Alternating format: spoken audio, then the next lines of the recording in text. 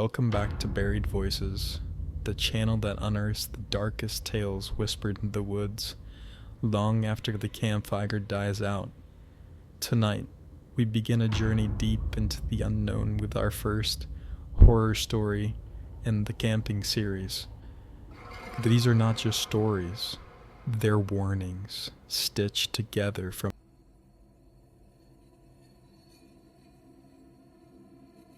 They said the Timberline Trail was cursed. Rangers spoke of strange fogs that rolled in unnaturally. Hikers who ventured too far past mile marker 27 were known to vanish without a trace.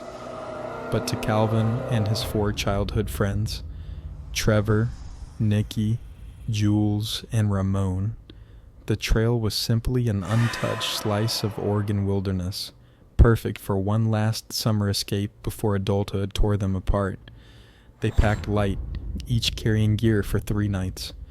Their destination, a secluded basin, far off the marked path, where ancient pines swayed like sentinels, and the sky stretched black and wild above them. The first day was uneventful, filled with laughter, trail snacks, and the kind of stories only lifelong friends could share.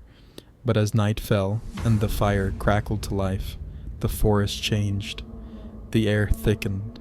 The usual symphony of crickets fell silent. Then, somewhere in the vastness beyond their small circle of light, something howled.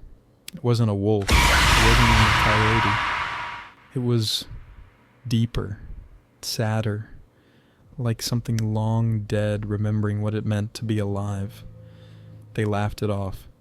Nervous tension melted into ghost stories and whiskey, but the howl came again, closer, louder, and this time it was answered. By morning, Ramon was missing. They found his tent unzipped, his sleeping bag tossed aside, and his boots still resting by the flap. No signs of a struggle, no blood, just absence. Calvin led the first search. He shouted until his voice cracked, wandering into the trees, calling Ramon's name. Trevor and Nikki circled the campsite's perimeter. Jules stayed back, scribbling notes like she was trying to hold on to her sanity. By noon, they found footprints.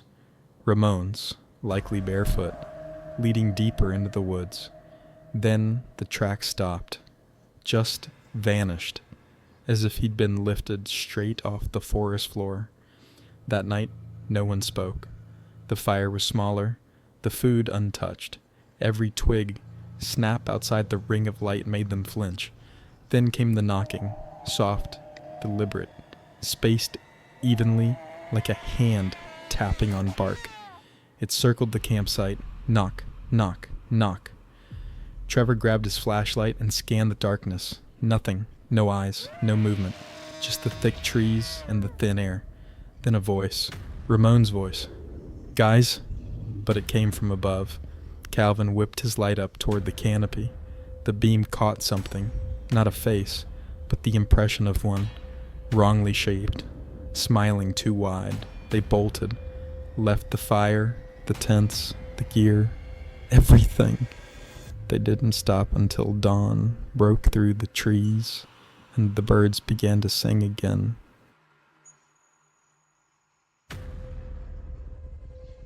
When they finally collapsed from exhaustion, they found themselves in a clearing none of them remembered from the map. It was deathly quiet. No birds, no insects, no wind, just silence, and that creeping, ever-present feeling that they were being watched. Jewel was the first to speak since the escape. "What did you see?" she asked Calvin. He hesitated. It wasn't Ramon, he finally whispered. It had his voice, but not his body. It moved. Wrong. Nikki sat hunched, arms wrapped tight around her knees. "We need to go back," she muttered. "We left everything. The map, the compass, food." "We're not going back," Trevor snapped. "We can't go back." The group argued until the light began to fade again. With nothing but a few granola bars in their pockets and one half-functional flashlight, they huddled together as dusk fell. Then the fog came. It rolled in unnaturally fast, clinging to their clothes and skin like cold, damp fingers. Shapes moved in it, slender, tall figures that circled just out of reach, whispering in tongues none of them understood. Jules began to murmur, then chant. Her eyes rolled back, and she stood, walking into the mist. Calvin tried to stop her, but she turned, her face blank, her mouth opened wider than humanly possible. A dry hiss spilled from her throat. Trevor pulled her back, slapped her hard enough to break the spell. She blinked, confused, and collapsed. None of them slept that night. By morning, the fog had vanished, but so had Nikki. Horror Story 2: Ashes in the Firepit. 10 years had passed since anyone dared set foot near Cold Creek campsite. Once a summer haven nestled in the northern mountains, the grounds were abandoned after the tragic fire of 2013. 6 campers died. 2 were never found. Locals said the fire wasn't natural. Survivors whispered about things crawling through the flames, things that couldn't be explained. But this year, 5 college students, Jess, Malik, Becca, Aaron, and Sophie, returned to Cold Creek. Not just for thrills, but to film a documentary on haunted campsites. The place was overgrown, the fire pit now a ring of charred stone swallowed by moss. They arrived just as the sun dipped low, setting up tents with practiced ease and lighting a new fire where the old one had burned. Jess pulled out her camera. "Tell us where we are," she prompted Becca. Becca grinned into the lens. "We're sitting in the exact spot where 6 people burned to death. One of them was my cousin." Laughter followed, uneasy, forced.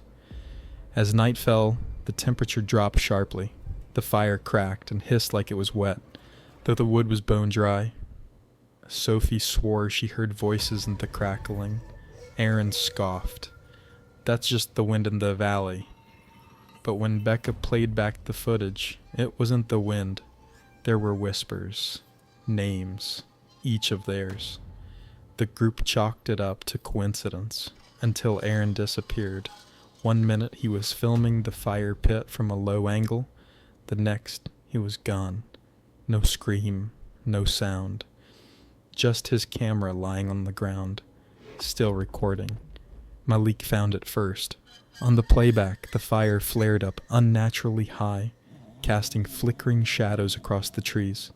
Then a shape emerged, a humanoid figure, all ember and ash, standing just behind Aaron. When it stepped forward, the camera fell. Jess wanted to leave. Becca refused. "We're documenting something real," she insisted.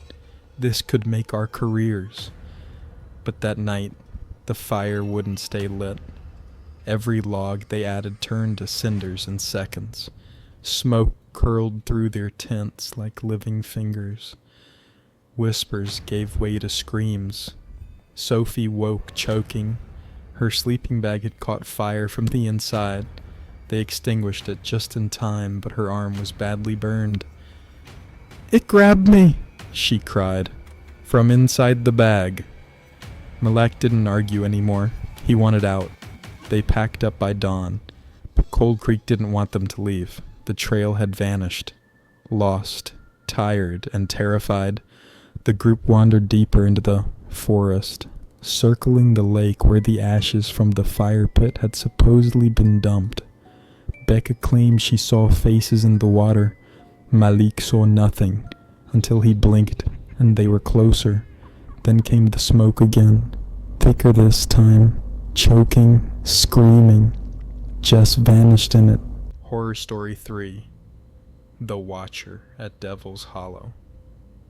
Every few years, someone vanishes near Devil's Hollow, a winding gorge hidden deep in the Colorado wilderness. It's a place the locals avoid. Rumors say campers wake up to find their friends gone and their gear scattered, if they wake up at all. 4 friends, Lucas, Jamie, Sarah, and Miguel, weren't superstitious. They were adventurers, thrill seekers who documented off-grid camping sites for their small YouTube channel. Devil's Hollow was their next big episode. They knew the risks. That was part of the appeal. The hike-in was brutal. Dense woods swallowed the trail, forcing them to rely on a downloaded topographic map.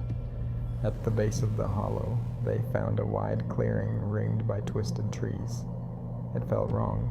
Too quiet. No birds. No breeze. Lucas shrugged it off. Perfect place to test the new night vision lens. They pitched their tents and started filming B-roll. Miguel flew the drone overhead, capturing gorgeous aerials of the ravines, sharp cliffs. Everything looked peaceful. That night, Sarah woke to the sound of rustling. She unzipped her tent, flashlight in hand.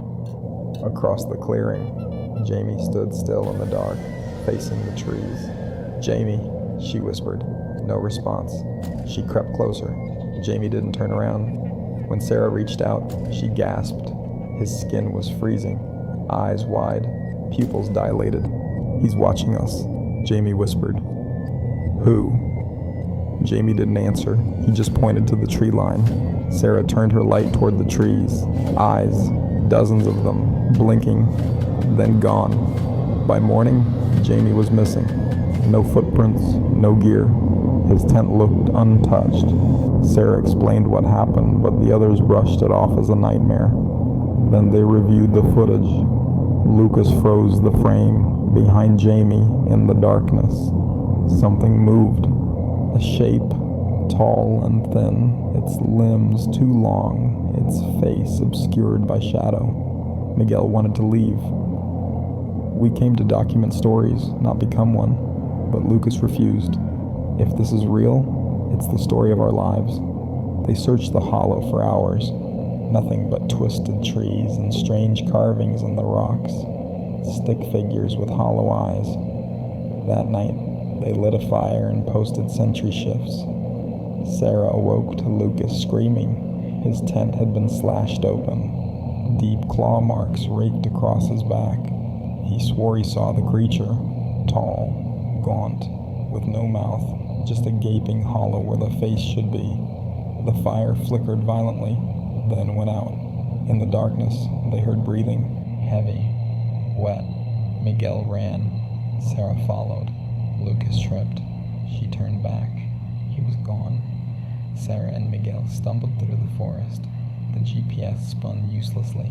The trees seemed to move, closing behind them. They found a cave. Cold air rushed out like a breath. Inside, a circle of stones surrounded a pile of bones. Human, fresh. On the walls, carvings. The same stick figures. But now, one of them had Miguel's backpack carved beneath it. Then came the voice. "Leave him."